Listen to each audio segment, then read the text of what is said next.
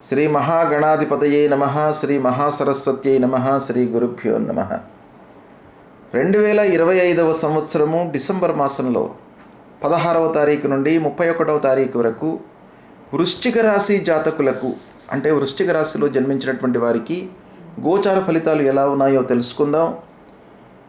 ఈ రెండవ పక్షంలో సూర్యుడు, అంగారకుడు ద్వితీయ స్థానంలో సంచరిస్తున్నారు, ప్రతికూలంగా ఉన్నారు. బుధుడు జన్మస్థానంలో సామాన్యంగా ఉన్నాడు. ఇక గురువు అష్టమ స్థానంలోకి ప్రవేశించాడు. గురువు యొక్క ప్రతికూలత ఉంది ఈ పక్షంలో. శుక్రుడు అనుకూలంగా ఉన్నాడు. శనీశ్వరుడు పంచమ స్థానంలో ప్రతికూలంగా ఉన్నాడు. రాహువు అర్ధాష్టమం, కేతువు దశమ స్థానంలో ప్రతికూలంగా ఉన్నారు. ఈ విధంగా గ్రహస్థితి వృశ్చిక రాశి వారికి ఈ పక్షంలో కొంత ప్రతికూలతనే ఎక్కువగా గోచరిస్తుంది.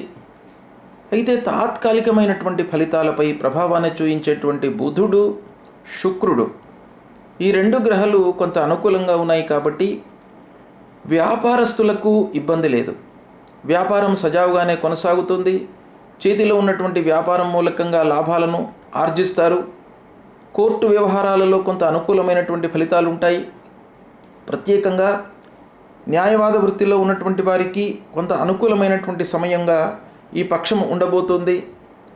వృశ్చిక రాశిలో జన్మించినటువంటి స్త్రీలకు కూడాను ఈ పక్షం కొంత అనుకూలంగా ఉంటుంది. కళాకారులకు, సాహిత్యవేత్తలకు, సంగీత సినిమా రంగాలలో ఉన్నటువంటి వారికి కూడాను కొంత అనుకూలత గోచరిస్తుంది.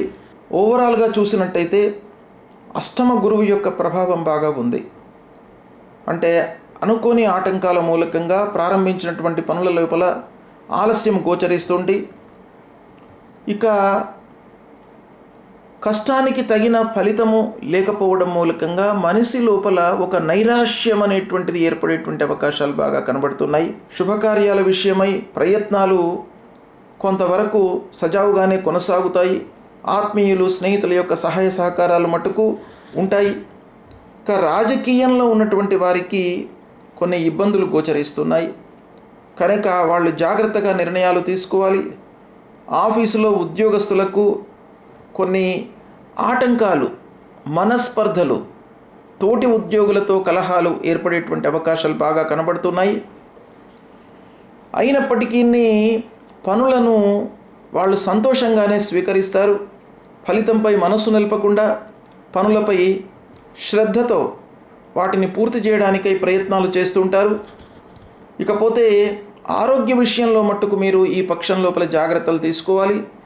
ఆరోగ్యపరమైనటువంటి సమస్యలు కనబడుతున్నాయి కనుక పనిభారం పెరిగినప్పటికీ మీరు ఆరోగ్యాన్ని నిర్లక్ష్యం చేయకుండా ప్రతినిత్యం కూడాను సమయానికి భుజించడము, సమయానికి నిద్రపోవడము, కొన్ని పనులను ఒక ప్లానింగ్తో మీరు చేసుకున్నట్టయితే కొన్ని విషయాలను, కొన్ని కష్టాలను, నష్టాలను అధిగమించేటువంటి అవకాశాలు బాగా కనబడుతున్నాయి.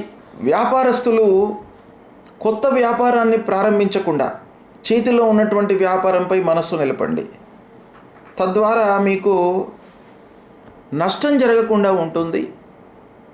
అనవసరమైనటువంటి ఆలోచనల నుండి విముక్తులవుతారు. కుటుంబ పెద్దల యొక్క సహాయ సహకారాలు మీకు లభిస్తాయి. భార్య, పిల్లలతో అందరితో కూడాను సంతృప్తిగా ఉంటారు. ఆ విషయంలో మట్టుకు ఈ పక్షం మీకు అనుకూలంగా ఉంది.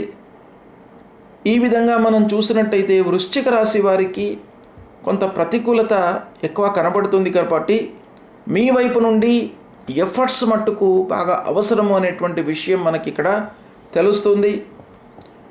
ఏ గ్రహాలు ప్రతికూలంగా ఉన్నాయి ఈ పక్షంలో అనే విషయాన్ని మనం చూసినట్టయితే సూర్యుడు, అంగారకుడు, బృహస్పతి, శని, రాహువు, కేతువు ఇలా ముఖ్యమైనటువంటి గ్రహాలన్నీ కూడాను ప్రతికూలంగా ఉన్నాయి.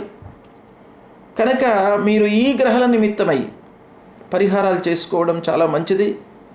దైవ దర్శనం చేసుకోండి. శివాలయానికి వెళ్ళండి. శివార్చన చెయ్యండి. సుబ్రహ్మణ్య స్వామిని కొలవండి.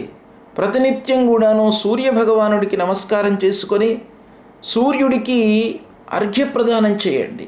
నీళ్లు వదిలిపెట్టండి, సూర్యుడికి నమస్కారం చేసుకోండి. నమస్కార ప్రియో భానుహు కాబట్టి మీకు శారీరక రుగ్మతలు, మానసిక ఇబ్బందులు లేకుండా మిమ్మల్ని కాపాడుతాడు. కాబట్టి ఆ సూర్య భగవాను నమస్కారం చేయడం అనేటువంటిది మరవకుండా ఉండండి. ఇకపోతే గురువులను సందర్శించుకోండి. దేవానాంచ ఋషీణాంచ గురుంకాంచన సన్నిభం వందనీయం త్రిలోకానాం తం నమామి బృహస్పతిం అనేటువంటి మూలమంత్రాన్ని ప్రతినిత్యం కూడాను చదువుకోండి. ఇది చేసినట్టయితే మీకు అనుకూలమైనటువంటి ఫలితాలు భగవంతుడి యొక్క అనుగ్రహం మూలకంగా కలుగుతాయి. శుభం.